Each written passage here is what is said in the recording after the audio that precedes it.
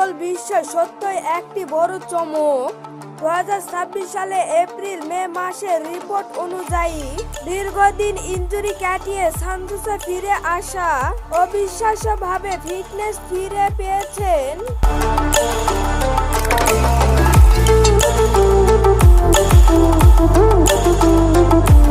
যা সবাইকে অবাক করে দিয়েছে।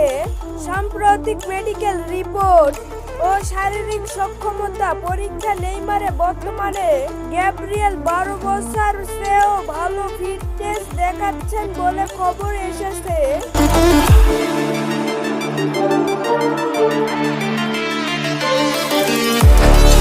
সান্তোসের মেডিকেল স্টাফদের মতে নেইমার এখন তার ফিটনেসের খুব কাছাকাছি আছেন।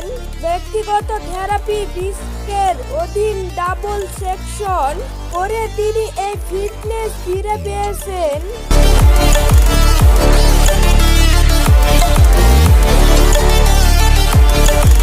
এই ফিটনেস নিয়ে তিনি ব্রাজিল কোচ কার্লো আনচেলত্তি প্রাথমিক স্কোর জায়গা করে নিয়েছেন এবং বিশ্বকাপ খেলার দীর্ঘ অনেকটা এগিয়ে আছেন। ইনজুরি থেকে ফিরে নিয়মিত মাঠে খেলছেন এবং গুরুত্বপূর্ণ ভূমিকা রাখছেন।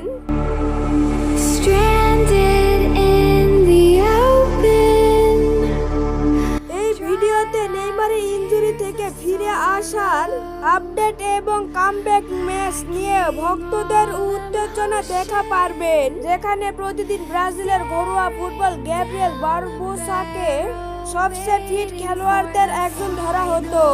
সেখানে নেইমারের ভয়ঙ্কর প্রতিবেদন এবং ফুটবল বিশ্বের নতুন আলোচনা জন্ম দিয়েছেন।